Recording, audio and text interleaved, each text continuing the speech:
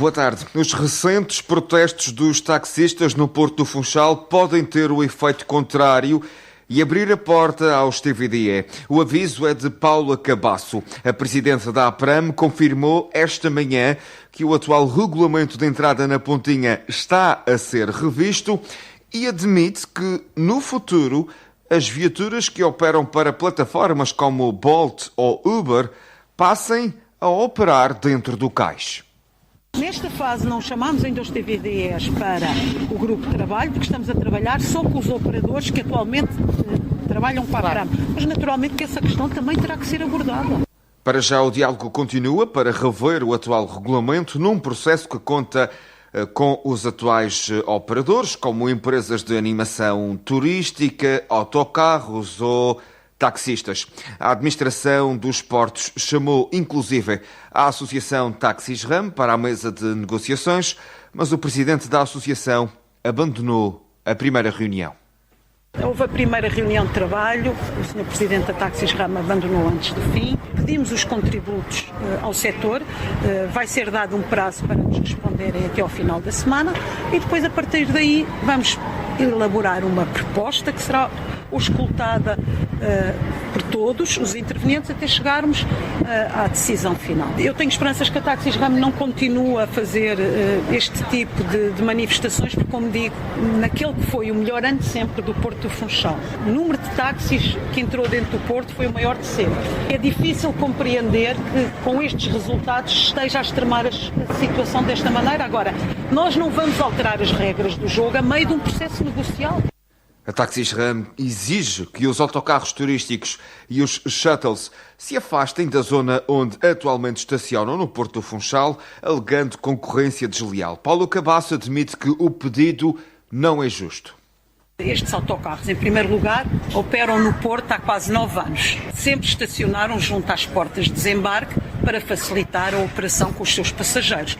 Ora, não nos parece justo que um autocarro que está a prestar um serviço a uma companhia de cruzeiros tenha que sair desta posição a pedido da Taxis RAM. Portanto, o pedido da Taxis RAM é no sentido destes autocarros turísticos não estacionarem junto à porta de desembarque.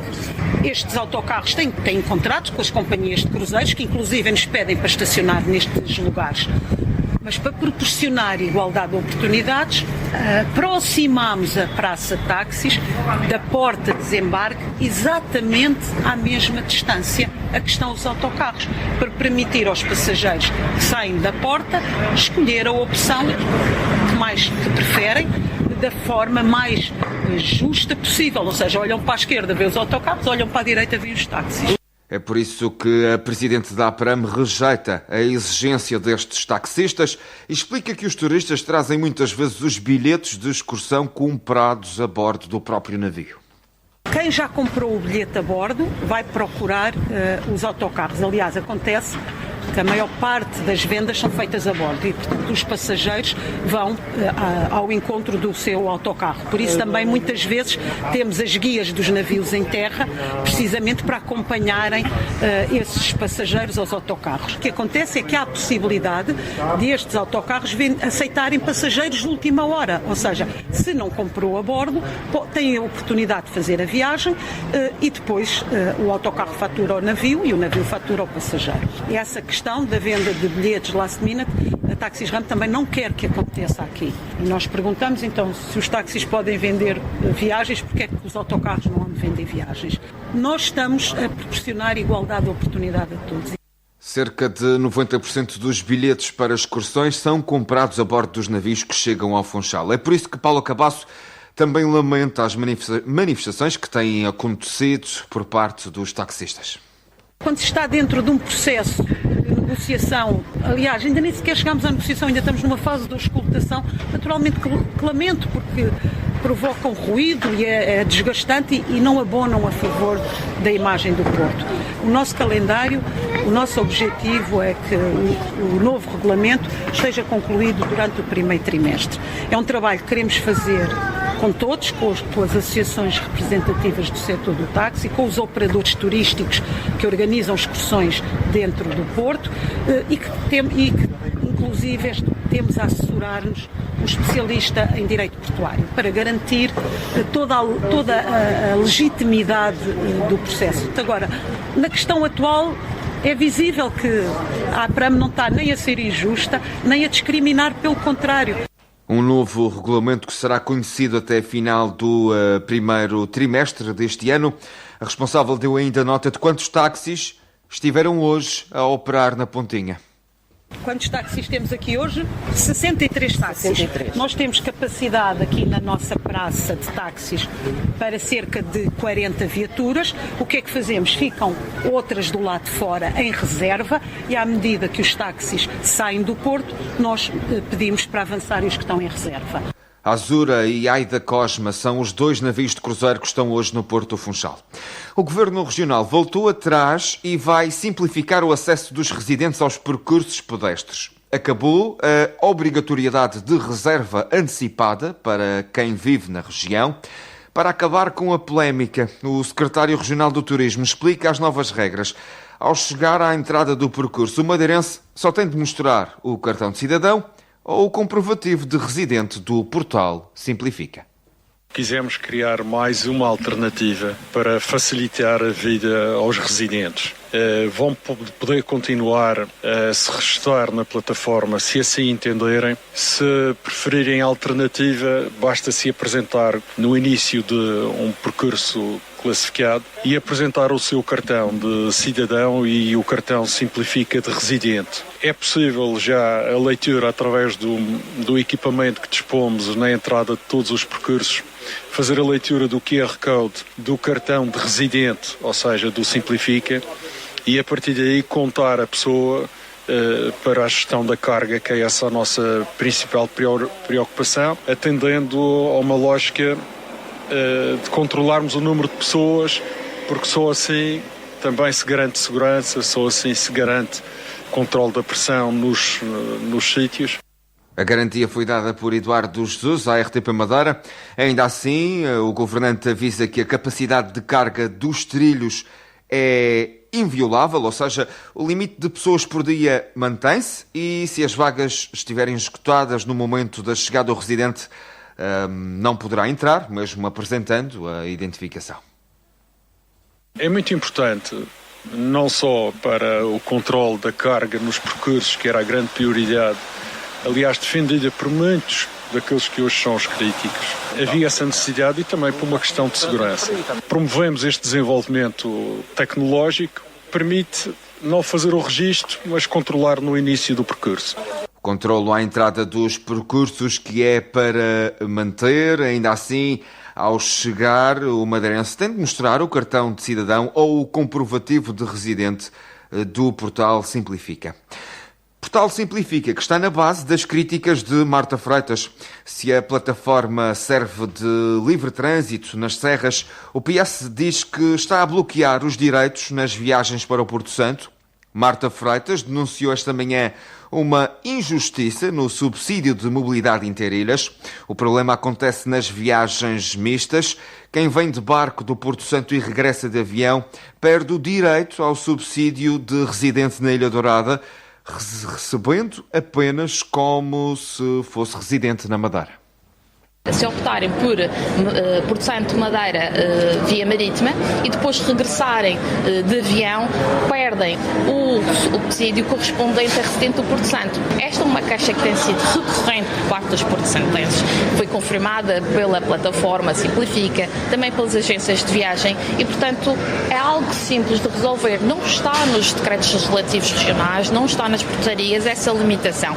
É uma interpretação operativa, administrativa e que era simples resolver com a regularização no portal Simplifica. E é isso que o Partido Socialista pede, que o Governo tenha essa atenção e esse compromisso para com os porto-santenses. Aliás, este mês de janeiro é um mês em que os porto-santenses relembram sempre os problemas de mobilidade e esta questão que era simples resolver, que era só alterar um procedimento no portal Simplifica, de que os porto-santenses, independentemente do percurso que optam fazer, seja via marítima, seja via aérea e do ponto onde partem, tenham sempre direito àquele subsídio de mobilidade que corresponde ao cidadão portanto, que tem morada fiscal no Porto Santo. O PS que vai dar entrada de um projeto de resolução na Assembleia Legislativa da Madeira para resolver o assunto. 107 milhões de euros. É esta a fatura que a região teria de pagar para transformar o Hospital Dr. Nélio Mendonça num lar de idosos. Os números constam de um estudo técnico da Secretaria Regional de Equipamentos e Infraestruturas, a que o Diário teve acesso e que vem dar, de certa forma, suporte à tese de Miguel Albuquerque. O velho hospital não serve para lar. A nota explicativa do Governo é clara. O edifício tem 52 anos e carrega as marcas do tempo. Embora a reconversão seja tecnicamente possível, o estudo avisa que a adaptação às leis atuais exigiria um elevado esforço financeiro. Em causa estão as exigências modernas de segurança contra incêndios e, sobretudo, as normas de conforto para a população idosa que obrigariam a refazer o hospital quase de raiz. O maior pesadelo está nos quartos. O estudo sublinha que as atuais enfermarias não têm casas de banho privativas, um requisito obrigatório para um lar. Para resolver essa situação seria preciso uma obra de canalização e esgotos colossal.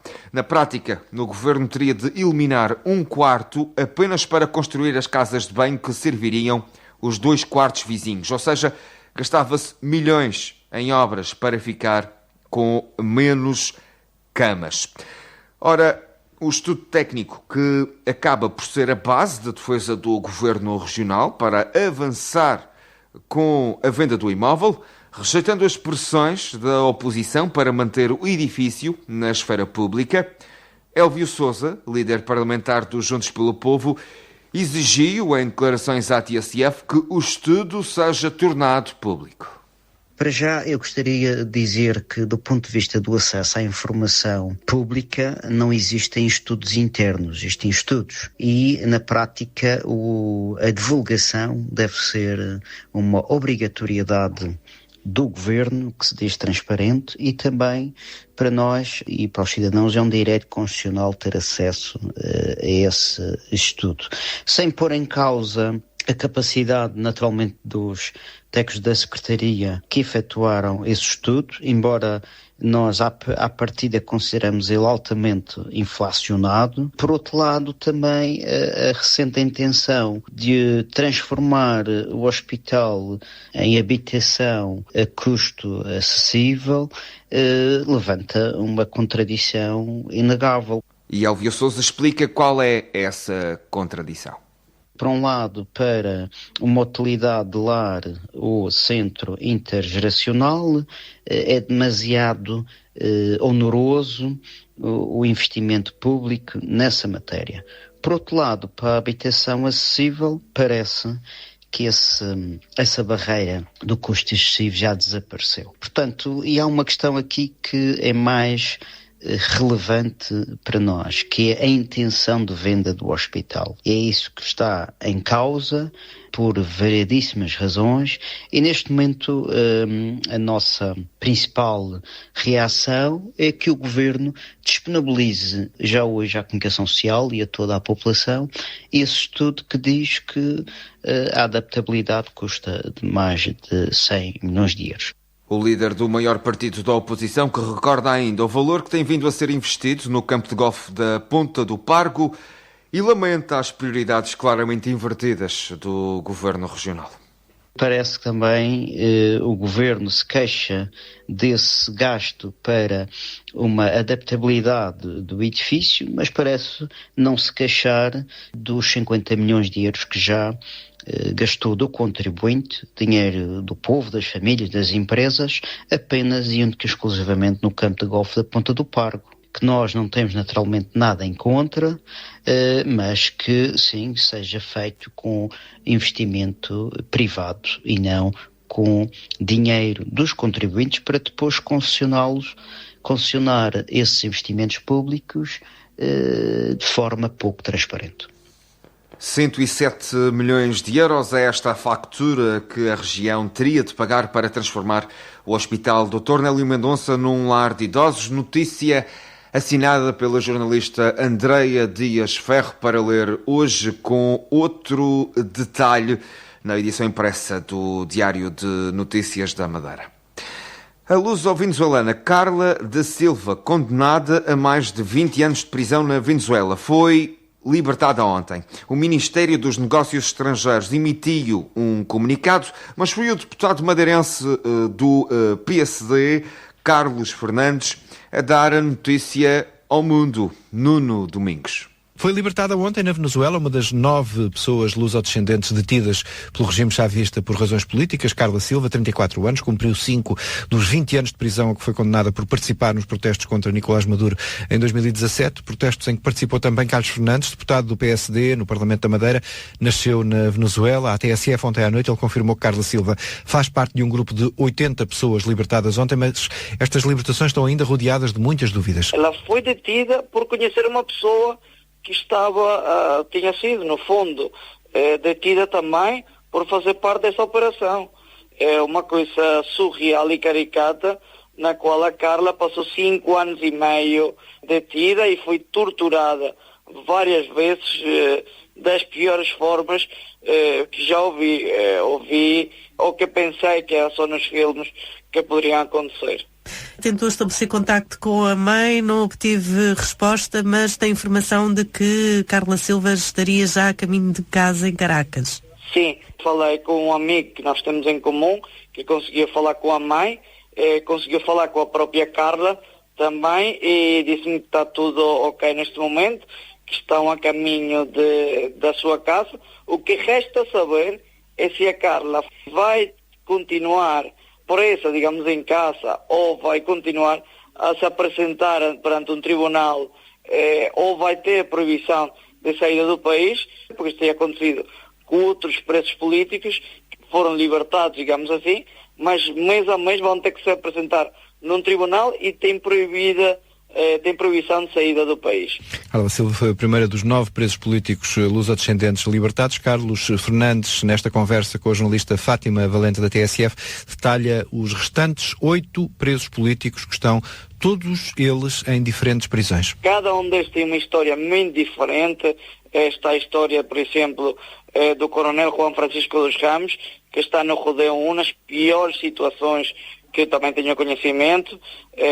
Não deixam falar com as filhas que estão na Madeira, nem sequer por um telefonema uma vez por ano. As cartas que são enviadas para ele são lidas por um polícia antes de serem entregues e não podem conter palavras como liberdade, democracia, e o coronel está em situação muito difícil. Também a situação do Fernando Venâncio, que é um empresário luso-venezuelano que simplesmente está detido por trabalhar, por ser um empresário que tem dado trabalho. Muitas pessoas na Venezuela, um dos tantos casos de sucesso da nossa comunidade, está simplesmente detido porque alguém achou que ele podia ter alguma conexão com a Maria Corina Machado. Também está a situação do Manuel Ferreira, do Dr. Pedro Fernandes, que é um doutor que ajuda muitas pessoas na Venezuela e que está neste momento detido por ter falado com um dos seus doentes sobre a democracia e a liberdade na Venezuela.